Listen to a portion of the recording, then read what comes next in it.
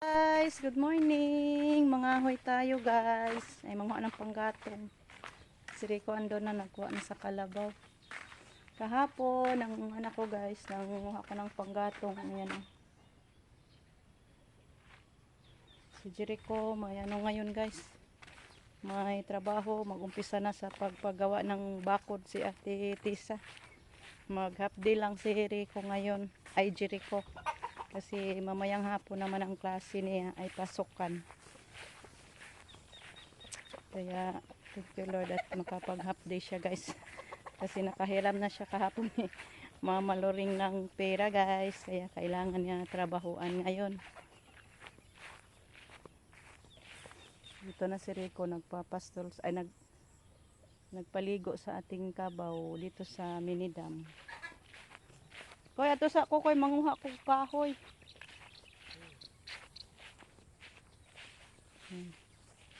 Nagtutoy pa man day ng kabaw. Wasa lang tanan nimo gipanaog.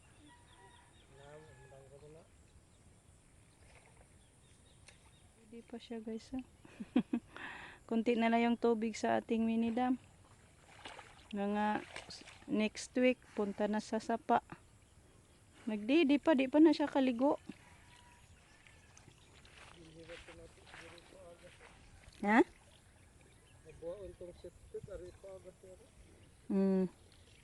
Adto ko andun ako manguha guys ng panggatong.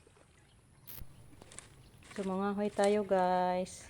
Ito po yung mga sanga-sanga sa kasi nagpagaba sila Renato ng kahoy guys. Itapos sa kanilang bahay. Kaya yung mga sanga kunin natin para may panggatong tayo. Madali lang tumatuyo guys. Kaya sobrang init. Kunti na lang yung panggatong ko doon sa ilalim ng lutuan natin. Kaya tiis tayo nito guys. Maglinisan natin tong mga sanga. Marami-rami na to pag masibak na natin to. So, see you na lang mamaya guys pag matapos na ako maglinis nito. Kasi magmamadali tayo guys kaya maabutan na naman tayo ng init. Magagahan pa naman tayo pag mainit na dito.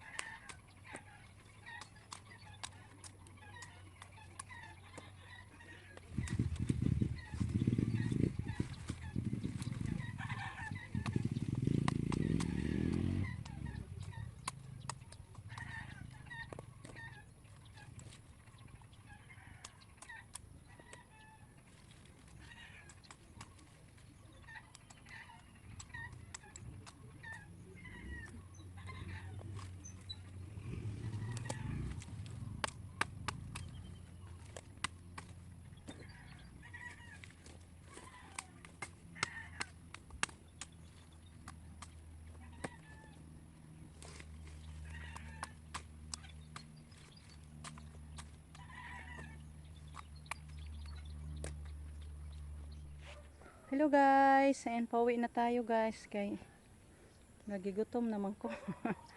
Sobrang pawis na guys. So muuwi na tayo kay magagahan. Yan po yung mga nakahoy ko guys. Yan. Kunti lang. Saka yun ito.